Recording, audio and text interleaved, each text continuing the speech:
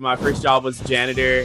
Didn't realize I was gonna still stay involved, but then it's like once you stay in it and you start developing like a passion for it, it's pretty cool. And I think there's this like mentality like, oh, like when you're in college, like, oh, I'm gonna go find my passion. But little do you know, like I felt like I just built it, like within the industry that I was in, and finding the areas that really stuck to me. Welcome to the Naturally Retail Podcast, hosted by George Goodwin and BRM Media. This is where we sit down with retailers, founders, and industry leaders to share real stories, real strategies, and what actually works in today's real world. If you're in the industry or building something on your own, you're in the right place. Enjoy this next episode and make sure to like, subscribe, and follow. So we're live at Expo West. Another guest appearance with some great guests that are retailers, naturally independent or naturally retail podcast. So I'm excited to shoot this live. There's 80,000 different people here in the health food, grocery industry, vitamin supplements. And then I got two guests. I'd love to learn a little bit about you guys. And you guys were also featured in Vitamin Retail's magazine as the retailer of the year. But I would love to learn your names and then also learn a little bit about your operations. All right. I'm Ken Altalabani. I've been with Sunrise Health Foods for 28 years. Oh, wow. We're a 5-store chain, still privately owned by the Chapman family. Oh, cool. Started in 1961 Whoa. by Dan Chapman's mom and dad, Lil and Herm Chapman. Okay, very cool. My name is Brian Brestahan. Been with Sunrise for 26 years. Okay. I'm a lead buyer. That's what I do. Basically, that's what that's. All right, cool. Awesome. Man, that's 29 years. That's a moment. 28, yeah. Oh, 28. So that's pretty cool. Can you talk a little bit about like longevity of that? Well, I started with Dan and his mom and dad, so I got the privilege of working with them. Oh, very cool. And so it started out in the produce department. I had experience in Kroger in produce and kind of built that department up as I started learning more about the rest of the store and organics and vitamins. And Cool. So I kind of came in knowing produce, but not from the conventional side. Right. And knew nothing about vitamins, but they really took me on and taught me everything I know today. Very cool. You know, and the way the quality. Dan's mom was very much into quality. Very cool. So that is something that it hasn't left our DNA at Sunrise. Very cool. Just looking for quality products, quality people. Yeah. Very cool. Brian, what's your role? Lead buyer for the company. Lead buyer. Yes. It's wall-to-wall groceries. Groceries. Yeah. Okay. And I started off right around the turn of the century. They brought me into some juice bar delis. Yeah. Oh, cool. Yeah. So I mean, they're still around. So I go, okay. Yeah. Very cool. Very cool. Good experience. It's so like this. You're going to learn so much. You learn everything. Yeah. All the different products, how things work, and I appreciate that. So Cool. I feel like there's always this story like how you get into health food. You know, like I'm a 4th generation grocer. Grew up in the family business. My first job was janitor. Didn't realize I was gonna still stay involved, but then it's like once you stay in it and you start developing like a passion for it, it's pretty cool. And I think there's this like mentality like, oh, like when you're in college, like, oh, I'm gonna go find my passion. But little do you know, like I felt like I just built it, like within the industry that I was in, and finding the areas that really stuck to me. But I do podcasting for a Grocery Pulse. It's a different podcast, but I love asking this question, like, what makes you smile when you're at work? Like, what kind of is that, like, inner, I don't know, you just chuckle inside, you kind of sets your day and you're vibing today. But curious what that is for you guys. I enjoy helping people learn. Helping people learn. So especially when it comes to the employees. So having the ability to put good information out there, them retain it, get it out to the consumer, and see them repeat buy. Awesome. So it's really something that instills in me quite a bit of happiness. Very cool. What about you, Brian? I like getting a good deal for our customer. Getting a good deal for a customer. And, watch the brands grow. We can continue to get good deals for the customers. And all that. So, like I said, our customers have supported us, so it is great to get a nice win for them. So that's cool. That's nice. Yeah, that's awesome. I think there's 40% of the market is the independent retailers. Mm-hmm. So we have like a pretty when we're, in a sense, brands are launching, they usually try to get it to us first because we work with them, and then they go to the larger guys. But it's always cool to get those deals or those wins for our customers that supported us, and we supported them with what they want. I think that's always a cool experience. Do you guys have any favorite like softwares or kind of how you run your business that is kind of something that you look back and you're like, this is a game changer for us or anything like that? ECRS has been our POS system. Okay, so we've been pretty proficient in that for getting on 25 years now with them. Okay, awesome. So without it, I don't think we'd be able to operate the way we do today, which is being able to control buying throughout all 5 locations, all simultaneously at the same time. Very cool. Yeah. Nice. So I don't think I said earlier, I'm chief operating officer for the company. So Okay, in cool. operations, these tools are super important for us to move quicker.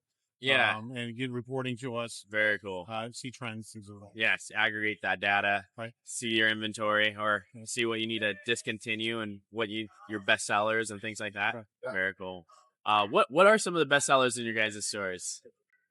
I'd say supplement side, natural factors. Oh, we do really well with natural factors. Okay, they seem to fit with us. We put a premium on studies and information and knowledge and that, and they are happy to supply a lot of information for us and our staff. So that's a big deal for us. It's a good fit. Nice. Yeah. In I guess like Chicago, Illinois, right? Mm-hmm. What would you say is like the market that's different from you guys versus other cities or states or?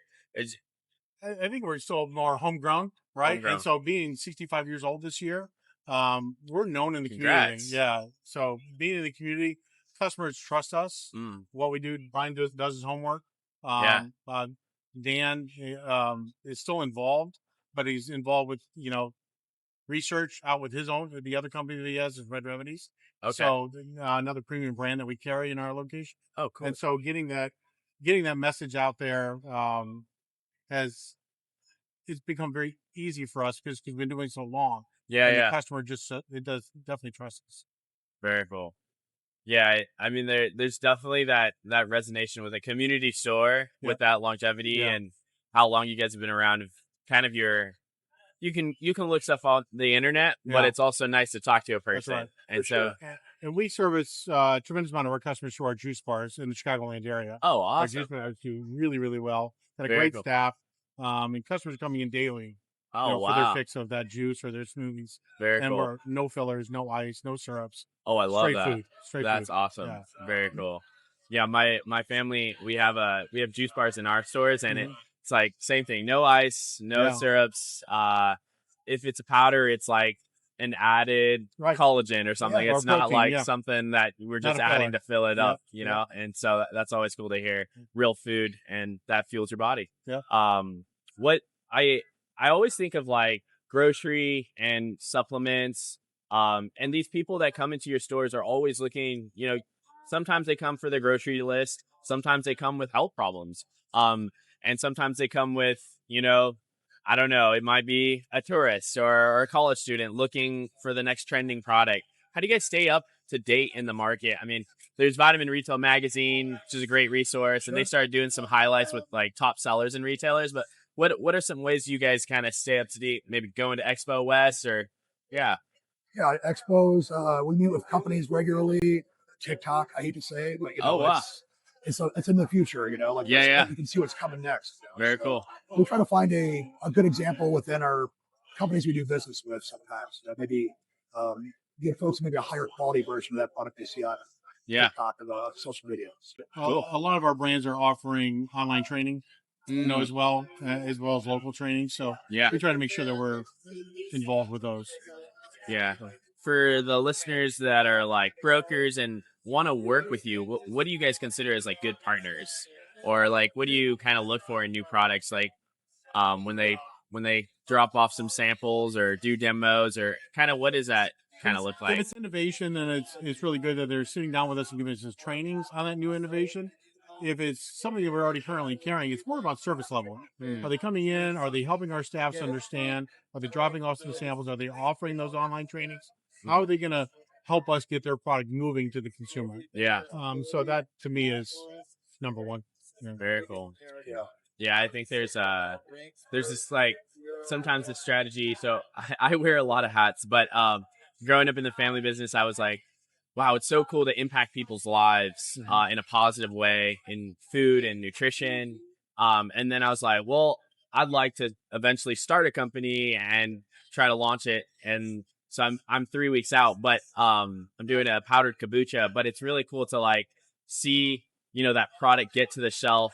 But for like CPG and like startups, they don't really think about, they just think about like, oh, if I can get to this retailer and sell the product, but they also have to think of like, the product has to move on the shelf as well. Yeah. It's like, yeah, I can bring that product in, but that's taking in space on the shelf that another product that potentially could sell. So like, how do you like, what would kind of like sampling or demos, but what are some other things? Do you guys do any community events, or how do you guys kind of like your advice to those startups that want to get on the shelf kind of thought process? We're still kind of old school with this. We're looking for a free fill when we get it. Yeah. And the reason why we ask for that free fill is some of the companies can't, just depending on their margins. So they give us the best. And what we do is launch that product for 90 days at 25% off.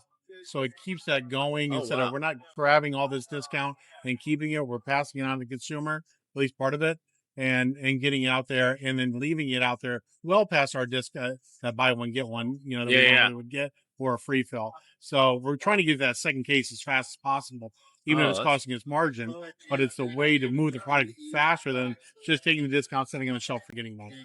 That's awesome. Yeah, turns are important. Promotions, turns, and our customers, they look for the sales too, so if we give them something to work with, I'm happy to pass it on. Our customers are happy to take a chance. That's awesome. I like that. That's a great strategy. I mean, like, you're giving that discount to get them to try the product and get them to get that experience, and then they want to buy it, and then now you got to make that order. That's really cool. When it came to demos, we used to do a tremendous amount of demos. 2020 kind of killed that. Oh yeah. So like anything else, you got to bring some of this back because it does work. So bag stuffing, product demos, just having the reps in the store to work with the staff and or with the customers. Very cool. If they stand in front of their sets, it changes the dynamic of their experience. They're getting it right from the manufacturers. Yeah. It's good to be in the store for the manufacturer. Yeah, and then they're interacting with the employees, the customer, and they could talk a little bit more, and so that's also cool. And the rules of brick and mortar haven't changed. The old things still work. Yeah, no, we're definitely a relationship business. Very cool. Yeah. Can you talk a little bit, like, I know you guys mentioned there's a juice bar and grocery, and supplements. What's kind of like the layout? Is it just a like 20,000 square foot, 40,000, or 5,000, or 800? We're between 11,000 and 3,500. So it just really depends on the town we're in. Okay. We acquired some of these stores too, so they were just the size they were. Oh, wow. So our Chicagoland stores, all but one of them, Flossmoor and Lansing, have been there. We added Flossmoor back 20 some years ago. And Country Club Hill's been with us about 8 years, but we acquired that store. And then the same thing with Valparaiso and Peoria. We acquired those. So we never moved them. Okay. We remodeled them, but we didn't move them. Okay, cool. And then you do all of them have juice bars, or kind of one? Oh, okay. Cool. The smallest one. All right, nice. Yeah, there's I think you mentioned like TikTok earlier, and there's like these viral smoothies. Have you seen these? They're like the Erewhon smoothie, and they're like have different colors. Have you guys tested anything of those? No. Yeah, it's kind of funny. So we, my family store, we were like, well, we're not in LA, but we're an hour away, but we got to try to do some of this stuff because in our juice bar. And so we tested it, and they were calling us the Erewhon of the Inland Empire, which is a lower demographic. We're all organic, so I think we're better, and we're like family owned and everything. But it was funny because you're like, oh, we'll run with it. But there's always fun things. Do you guys have like different flavors where you could, or like collagen or add-ons and things like that? Do you ever do any promotions where it's like the product on the shelf is also being in a smoothie kind of, or most of them are? Or we tell the consumer what we have, but we have not got involved as far as with the manufacturers, like to either offer a special day, add protein for $1 or for free or anything like that. We're in the works of doing those things. Oh, cool. But those things are, more contracts, and just more responsibility for, my core team. Yeah. So, awesome. Wow. Like, I think there's like so many different things that we've covered, but do you guys have any favorite memories in the store that kind of just like have been part of your experience working there? Go ahead. No. I would say this. I remember my first day in Lansing. It's kind of our flagship. It's been the first store that we had when I started. You walk in first thing in the morning before the doors are open, and it had a smell to it. It's a good smell, but it smells like what I think a health food store should smell like. Once we acquired the Peoria store, it took a little while, but I remember walking in, I go, smells like sunrise. So that's I just the smells you associate with this thing. Wow. Yeah. I think my memories date way back when I first started. So to working with Dan's parents Wow. and Dan Yeah. on a regular basis. So just getting that energy, that love for what they, I mean, when Yeah. you start something in 1961, it's almost a hobby because they were, they needed the product to survive. Yeah. His parents, Yeah. otherwise they get sick from regular conventional food. So Mhm. finding food, organic food for them was a challenge. And so flying it in from Wow. California to O'Hare, hiring somebody to go grab it from where just to Wow. bring it to the stores because no organics were Man. available at that Yeah. time. Just that passion. Wow. Who did that? Right. Who spent that kind of money, energy for Wow. basically no margin by the time you got done doing that? That's Just because it crazy. was the right thing to do. You know what Wow. I mean? So many of those stories do exist still in this Wow. market, but I mean that still makes me smile to think about what they went through.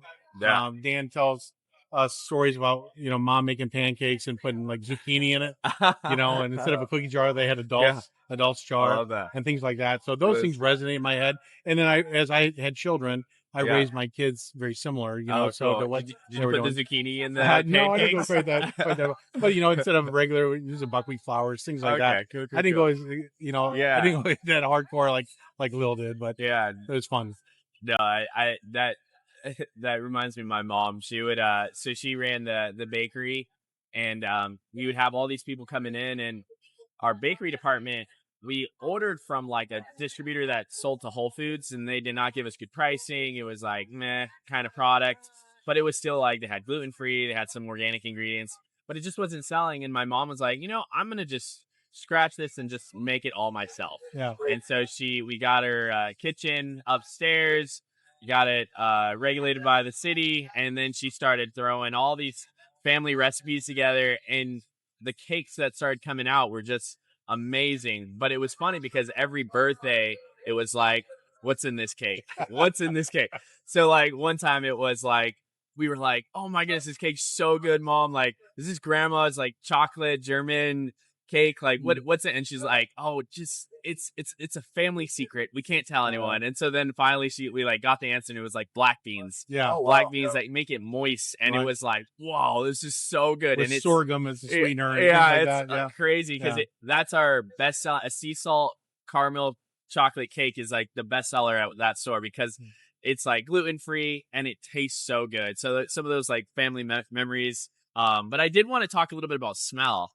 Smell is big on taste. It's like 10 to 20% of the taste, and it's funny that you mentioned like those are some of our core memories of like remembering moments has a lot to do with smell. And I think the number one reason why people shop at like a particular grocery store, there was a study on it, and it was like cleanliness to a store. And I think there is that unique grocery smell.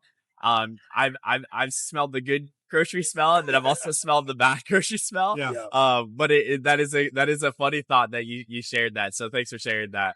I think there's so many, like when I think of grocery, I get into like Googling and finding stats, but 40% of grocery shopping is impulse. And then the female has the highest buying power, and she's the one that pushes her family to eat health food, or pushes her family to take this supplement, or to cut this out of the family diet. But how do you tailor to these, the impulse purchasing, and then also like the mom, I guess, that's doing like 60 to 70% of the grocery shopping? Decompression coming into the store with better music, right? Better music. So that's definitely going to add to the vibe of the store. Putting something in their way that it might be interested in. So case stacks are usually something that, with a good price that Brian's negotiated. So deal. I think that's primarily. But then when they walk into our education centers, make sure we're greeting them. Yeah. So we can make sure that we tailor to their needs, because a lot of times they're coming in for probably the wrong product. Yeah. And so we're able to help them find the right product for them. That's right. And our customers keep us honest. I make mistakes once in a while. I'll bring something in that's got a questionable ingredient. I will have somebody let me know within minutes. So we have to show. So I got a little help from the customers too as well. So we keep the standard high.